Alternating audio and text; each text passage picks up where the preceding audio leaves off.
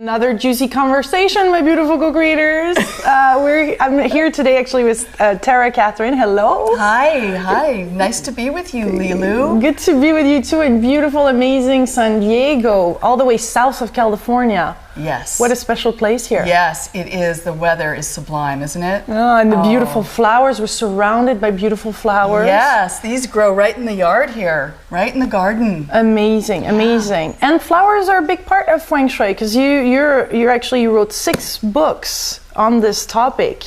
And they're all part of Louise Hay collection, the Hay House collection. Yes. Hay House has been my publisher throughout. And Louise and I met, I think almost 15 years ago, and we became gardening buddies. And I would entertain her with Feng Shui stories because I was out in the field being a Feng Shui practitioner and enjoying every moment of it. And one day she said to me, "Are you writing these stories down?" And I said, "No, but I have them all in my head." And next day she called and she said, "I want to publish a book on Feng Shui. And you have first crack at it, yes or no." And when was that? That was this one, right? Yes, and I wrote this. This is the stories of, one Feng Shui practitioner out in the field and the beautiful things that were happening in people's lives as a result of the ahas they were having. Their Feng Shui eyes got opened, and they would see their whole environment very differently than they may have before, and they would make changes, and then their lives would change for the better. So that was the first book. Yeah. And then you did many, including one on prosperity too, and how the prosperity, our own abundance, can be transformed by changing, by shifting some things. Let's talk before getting into the prosperity thing, because I know a lot of people are interested about that, and maybe you have a few tips. But what is exactly Feng Shui, and how do you define it? Feng Shui literally means wind and water, and it's representative of the seen and the unseen aspects of nature. So obviously the wind is the unseen, the water is the seen. And Feng Shui can really be described as the study of how to arrange our environments to enhance our lives. So it correlates quality of life with environment. So there is some things, there are some blockages, there is a certain way so that the chi, the chi needs to flow in? The chi is a synonym for vital energy, for energy that's not too strong and not too weak, but just right. And we really are the Goldilocks species. The human being likes everything to be a balance, warm and cold, high and low, dark and light. We like the balance of the yin and the yang aspects of physical life. So we're always looking for that balance. And when something gets too congested, then the vital energy isn't flowing, it's a little bit too stagnated or too slow. And if there's not anything that's defining our space, then of course it's running a little too fast or maybe much too fast. So we're always looking for that lovely in-between middle ground where really what happens there and what Feng Shui is primarily about is to keep the human being's nervous system as grounded and centered as much as possible. And so what does that for you? What does that for every individual? And it will be unique. There's certainly guidelines that most people will love most of the time. But there's people who like minimalism and they don't want much around them, and that's where they're the happiest. And then there's people that are collectors and they love having lots of things around them. So it's a guide. Feng Shui represents a lot of guidelines. It's Taoist in its history, and it gives us lots of guidelines on how to create sacred space that is very individually created according to what your needs are. My environment will look different than your environment. So what makes it for a good a sacred space? Sacred space is that type of space where you feel absolutely so supported, so calm, comfortable, safe, and it is to your eyes and to your senses beautiful. And when we can bring all of that together, it has a sacred quality. And the archetype of Feng Shui is very interested in creating a sense of sacred space that ripples out to include our entire planet. So we don't necessarily have a sacred space that then there's a place that isn't. We have the ones that are and the ones that aren't.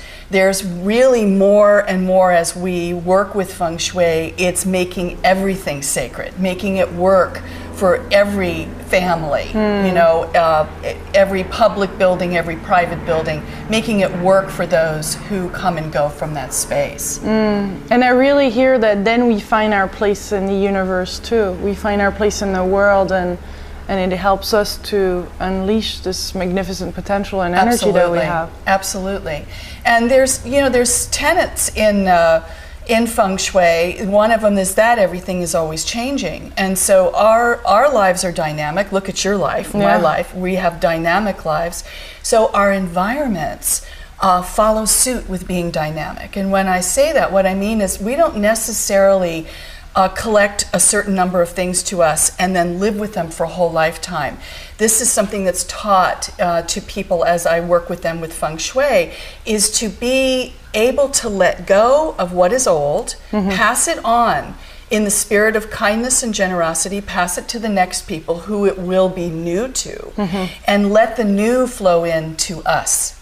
So there is this lovely dance that goes on that has some motion to it. And what I see a lot is that people kind of get stuck in their environments. They get cluttered, they get chaotic. People aren't letting go enough. They're accumulating, but they're not letting go. And so we want to really say, oh my goodness, it's like breathing. We don't want to just be breathing in, we want to be breathing in and out. And so we want to get that environmental breathing, inhalation and exhalation going as well. So, you know, Feng Shui is very well known for, oh my God, you can't come to my house because it's cluttered. And it's like, well, the clutter is an environmental interpretation of congestion. Yeah. And that is also, do you see that it's a parallel too with our own lives? Like if we have a cluttered closet, there's likely to be some clutter, some real things that we need to let go even in our own thoughts. Well, what will tend to happen is then opportunities slow. So there isn't as much flowing to me. If my closet is full, it's symbolic of me saying to the world, I am full. I don't have room to receive a new opportunity. And so everything about our environment is very metaphorical. We clean out a closet, a brand new opportunity flows in. We let go of the old stuff in our garage. Huge things happen for people when they clean out their storage areas, which so often people say, no one sees it. And I say, I know you are someone. And you know, so it isn't that no one sees it. You see it every day or often, and you are being affected by what you are living with, for better or for worse.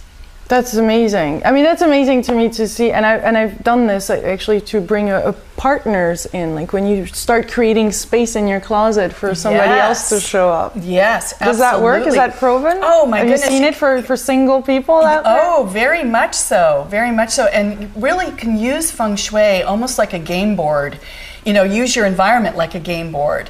And if you want to really increase romance, for instance, then you'd work with a certain part of your home. And every single one of my books talks about the Bagua orientation of Feng Shui. And that's just a name for this mapping that we can do to see where the treasures of our lives are really kind of physically represented. So we have our area that's related to prosperity, and we have an area that's related to fame and reputation, and how other people are associating with us. Intimacy and love and creativity and wisdom and the whole beautiful connection with helpful people, travel, career, and health.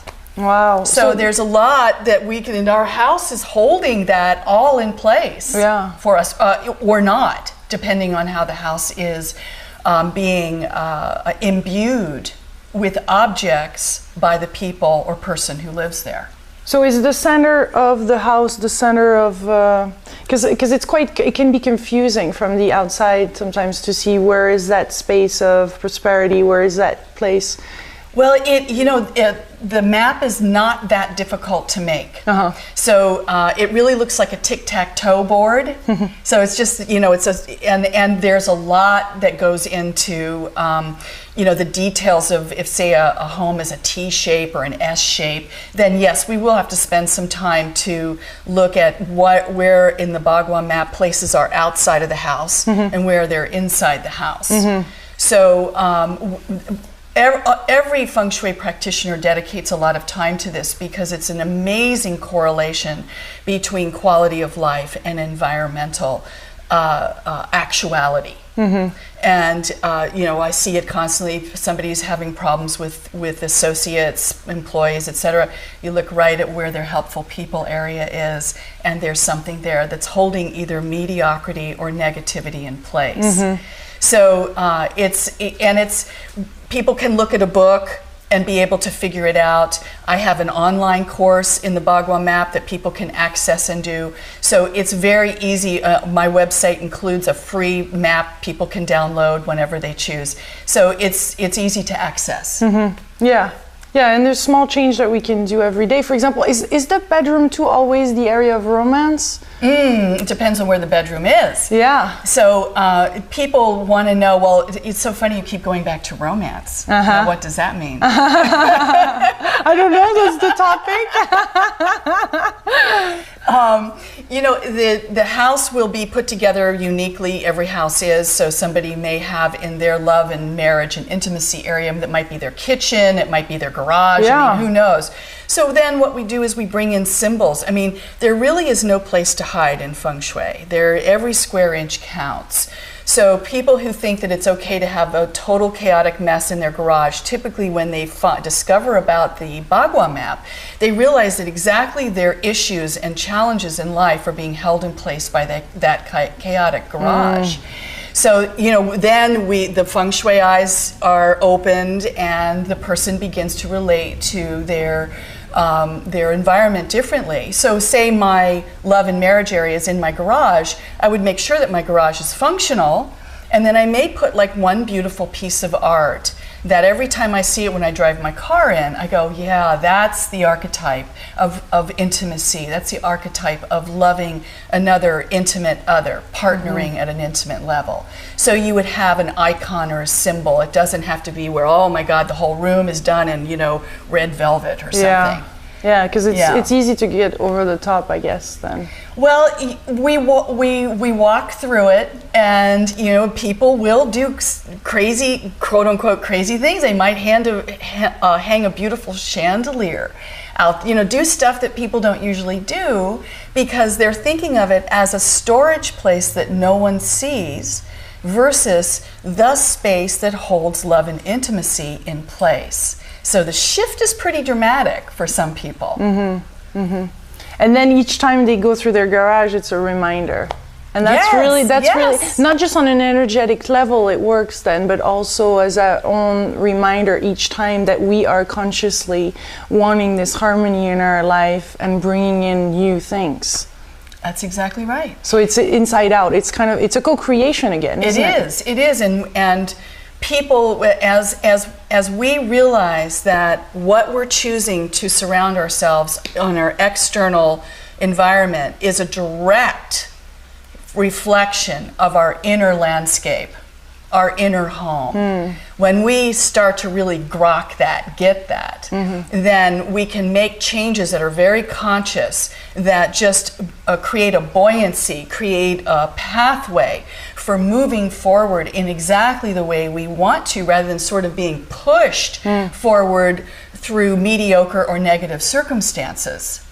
So anytime a Feng Shui savvy person has something less than excellent happening in their life, they go right into their home and go, where is it? Where is it being held in place? Because there's something that's out of sync and I need to click it back so that this less than excellent situation that I'm now experiencing can improve, can disappear, can in some way shift or transform. So what does it mean if we don't have a good sleep then in our bedroom? Well, I would look at all of the things in the bedroom that might be keeping me awake. One of the things that will tend to keep people awake is a lot of mirrors, or maybe even one mirror. A mirror it is always reflecting what's in the room. That's its job. And so it will make the room bigger and it will make the room more active. So mirrors are one of the first things I check. Whether there's exercise equipment, for goodness sake. I mean, we want our bedrooms to be extremely quiet, like a sanctuary where all that's going on is restoration and romance, and that's it. It's not where we take our computers, it's not where we watch TV, and it's not where we exercise in the ideal situation of Feng Shui. If we do need to have any of those things in, then we begin to do some artful shifting so that they each have their own space, rather than all being sort of, congealed together in that space that is really meant to be dedicated to your rest. So, work, rest, and play. That's a big deal in Feng Shui. It's a big deal in keeping a balanced life. And of course, in the Western world, there are a lot of people who are doing too much and not being enough. Their doing and being is out of balance. So the bedroom is a being room. It's not a doing room. And so we start to go, well, is this room dedicated to my being or is it dedicated to my doing? And it's a beautiful, long conversation about, work is doing. So our home office is going to look very different. If we want to have exercise equipment in the house, it's great in a home office because that's more doing. So it's keeping that very active, yes, mirrors, yes. That's where our doing is occurring. The being room wants to be in total quietude, low lights, kind of, beautiful, serene colors. Like that. Oh, that's magnificent. Yeah. I can feel the energies of each room already. Yeah. That's amazing. So when we work with a practitioner, what would you say? Because there's a lot of people out there practicing Feng Shui, and it's sometimes difficult to find who's who and what's real and what not. Well, you have different versions. Oh, yes, and I practice a form school Feng Shui, which is non-directional. I am not concerning myself with north, south, east, and west. I'm concerning myself primarily with chi flow. So I look at the form, and then I know what the energy's doing around the form.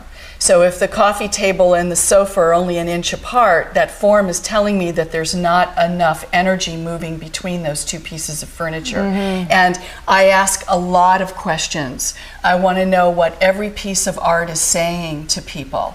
So I practice what I call essential Feng Shui, which is form school, and it dedicates itself to what works really well in Western culture. The use of the 5 elements, the use of the Bagua map, the use of all of the knowledge about chi flow, and our relationship with every single object that we live with. And I know in this world we have a lot of material objects, so we have a lot of relationships going on. And ideally, in the ideal world, every single one of our relationships with everything we own, from the stuff in our jewelry box to the big sofa in the living room, is fabulous. It's living with what we love. And so if there's a chair there that every time I look at it, I have this really terrible memory of maybe a divorce that occurred 10 years ago, or any other memory that kind of stabs my heart every time I look at it, that is really something that the Feng Shui, our Feng Shui eyes would say, it's time to let that move on. I see beautiful art that has terrible associations. I see terrible art that has beautiful associations. So I ask a lot of questions.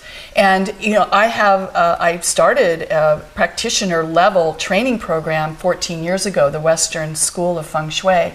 So our website offers a consultant directory for people to find those who are practicing this type of Feng Shui. And it's certainly, all Feng Shui has its value.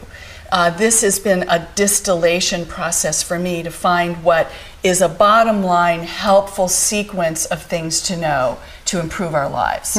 Just cut to the chase and go there. And that's what I like. That's something that I find juicy, is results producing disciplines or things that we can do that are going to bring these results we're looking for. So you start entertaining those conversations though with the Sisters of Tao. One of them is the Feng Shui. Yes. But there is the, what are the other two? Well, the other two are Chinese medicine and I Ching. And what I find after studying all three of these archetypes really is that they are sisters of the Tao.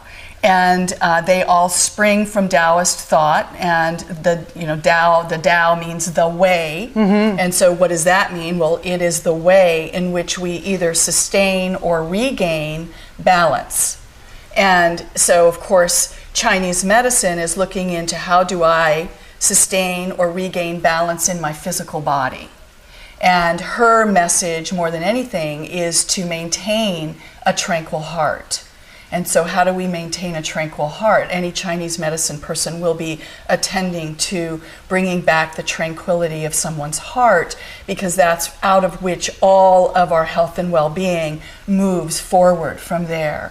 So Chinese medicine has this beautiful imagery of bringing heaven down and letting heaven find a home in our heart, and bringing earth up, and she finds a home in our hearts, and they become like lovers. And I find that very juicy. Yeah. To think that I actually am walking around with heaven and earth being lovers in my heart. And when we are doing that, when we are feeling that, when we have brought that into reality for ourselves, we become remarkably creative, because heaven and earth have offspring that move through us as our creative expression.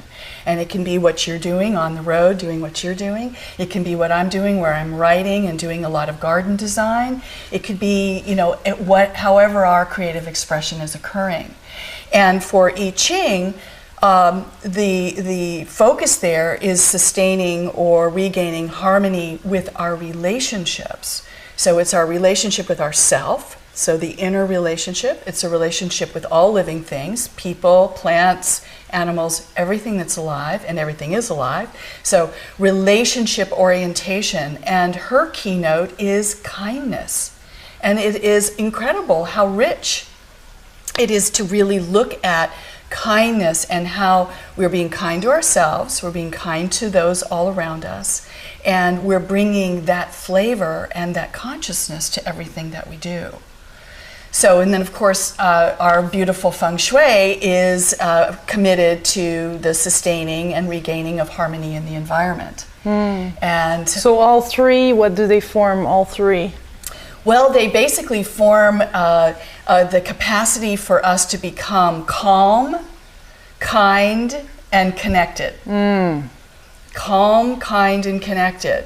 Because, there's no isolation on this planet. We are all connected. We're all creating sacred space or not. We're all being kind or not. And we're all being calm or not. And those three qualities, when we can really cruise with those and know how to maintain them. Like whenever I get frantic, I know the first thing I need to do is to rest, to step away, to not continue to go down the manic road, but to give myself a pause. And I've learned that through studying the Tao. That it's not about more manic, it's about stepping back and giving myself a rest. Then the clarity comes, and then I'm able to regain my balance. This is wonderful to entertain conversation with them. Did they just appeared, or how does this conversation go about? It was an evolution, and really where it came from was finding myself out of balance. I had become way too busy for what works for my nervous system, and it had been going on for too long. And I got very ill, and it was like a flu that lasted for, a week or so. But while I was so down with this fever and all, I had this huge aha about, my God, look at where I just suddenly arrived at how out of balance I was. And I started to journal and to study with great dedication the I Ching, and really asked the I Ching to bring me back to balance. And one of the things that the I Ching brought to me as a gift really is relationship with the unseen levels of life.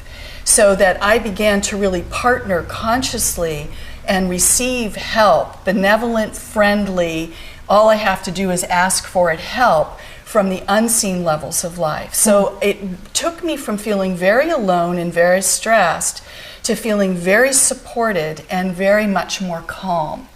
And these conversations, it was like I'm having a conversation with the book, the I Ching, the Book of Transformations, but it was so personal that it felt like I was talking to a being. And I really made them into sort of female beings, sisters, archetypal goddess beings who could really deliver to me their wisdom on their particular points along the Taoist path or the Taoist way.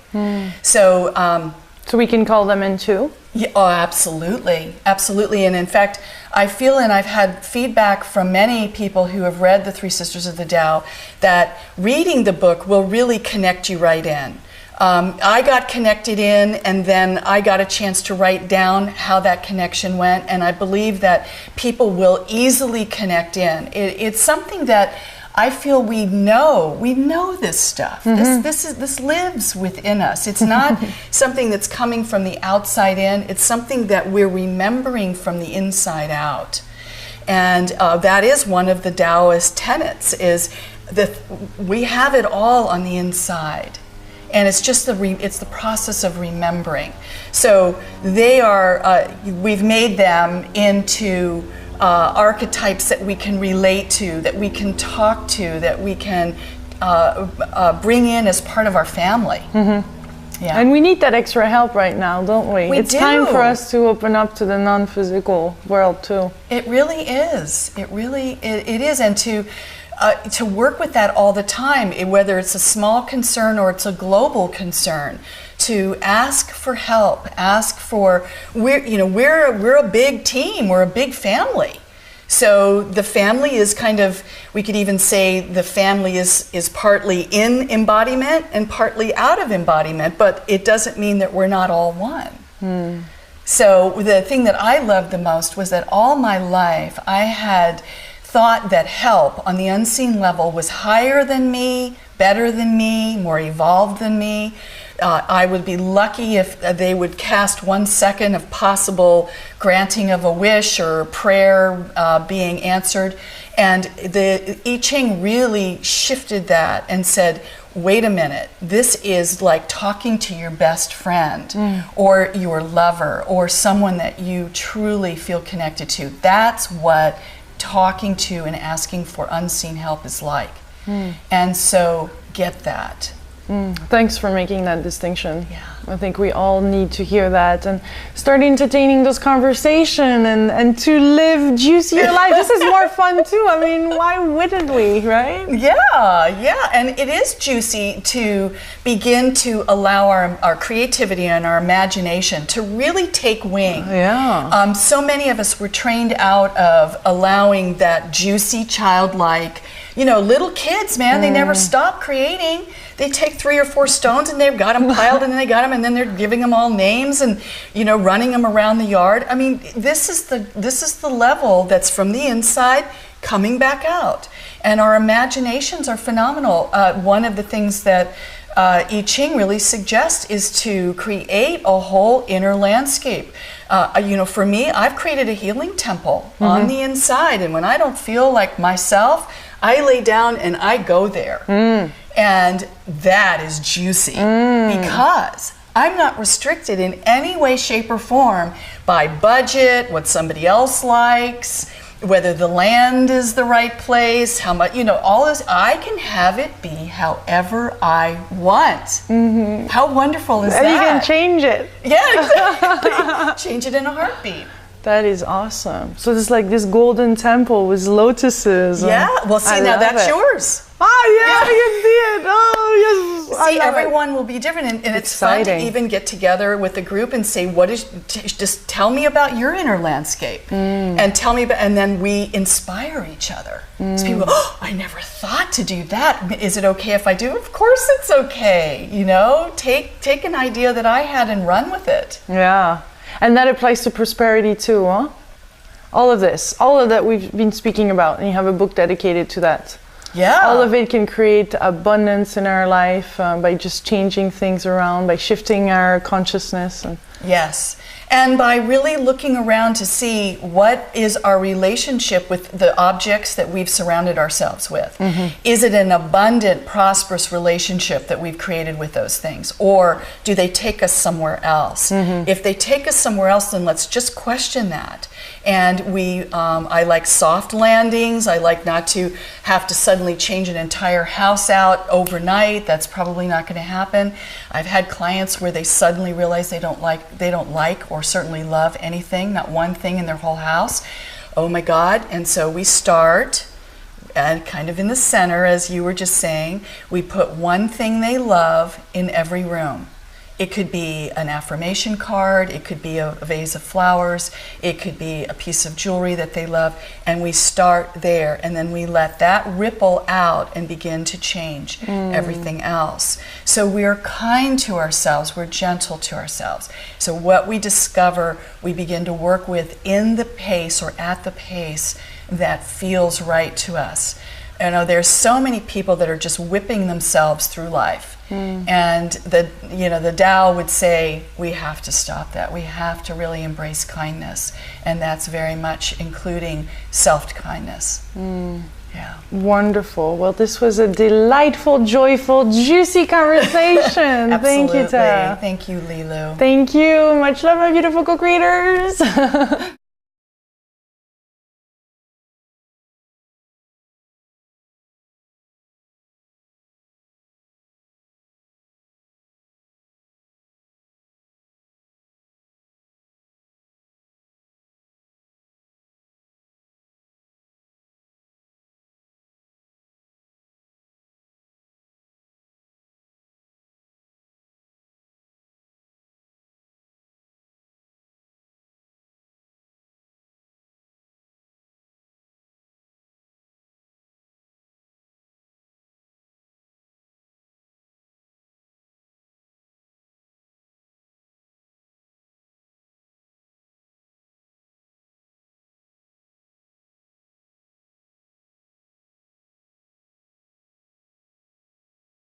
Another juicy conversation, my beautiful co-creators. I'm here today actually with Terah Catherine. Hello. Hi. Nice to be with you, Lilu. Good to be with you too in beautiful, amazing San Diego, all the way south of California. Yes. What a special place here. Yes, it is. The weather is sublime, isn't it? Oh, and the beautiful flowers. We're surrounded by beautiful flowers. Yes, these grow right in the yard here, right in the garden. Amazing, amazing. And flowers are a big part of Feng Shui, because you wrote 6 books on this topic. And they're all part of Louise Hay collection, the Hay House collection. Yes. Hay House has been my publisher. The study of how to arrange our environments to enhance our lives. So it correlates quality of life with environment. So there is some things, there are some blockages, there is a certain way so that the chi, the chi needs to flow in? The chi is a synonym for vital energy, for energy that's not too strong and not too weak, but just right. And we really are the Goldilocks species. The human being likes everything to be a balance, warm and cold, high and low, dark and light. We like the balance of the yin and the yang aspects of physical life. So we're always looking for that balance. And when something gets too congested, then the vital energy isn't flowing, it's a little bit too stagnated or too slow. And if there's not anything that's defining our space, then of course it's running a little too fast or maybe much too fast. So we're always looking for that lovely in-between middle ground where really what happens there and what Feng Shui is primarily about is to keep the human being's nervous system as grounded and centered as much as possible. And so what does that for you? What does that for every individual? And it will be unique. There's certainly guidelines that most people will love most of the time. But there's people who like minimalism and they don't want much around them, or having their Feng Shui eyes got opened and they would see their whole environment very differently than they may have before, and they would make changes and then their lives would change for the better. So that was the first book. Yeah. And then you did many, including one on prosperity too, and how the prosperity, our own abundance, can be transformed by changing, by shifting some things. Let's talk, before getting into the prosperity thing, because I know a lot of people are interested about that, and maybe you have a few tips, but what is exactly Feng Shui? And how do you define it? Feng Shui literally means wind and water, and it's representative of the seen and the unseen aspects of nature. So obviously the wind is the unseen, the water is the seen. And Feng Shui can really be described as throughout. And Louise and I met, I think almost 15 years ago, and we became gardening buddies. And I would entertain her with Feng Shui stories because I was out in the field being a Feng Shui practitioner and enjoying every moment of it. And one day she said to me, "Are you writing these stories down?" And I said, "No, but I have them all in my head." And next day she called and she said, "I want to publish a book on Feng Shui, and you have first crack at it, yes or no." And when was that? That was this one, right? Yes, and I wrote this. This is the stories of one Feng Shui practitioner out in the field and the beautiful things that were happening in people's lives as a result of the ahas they were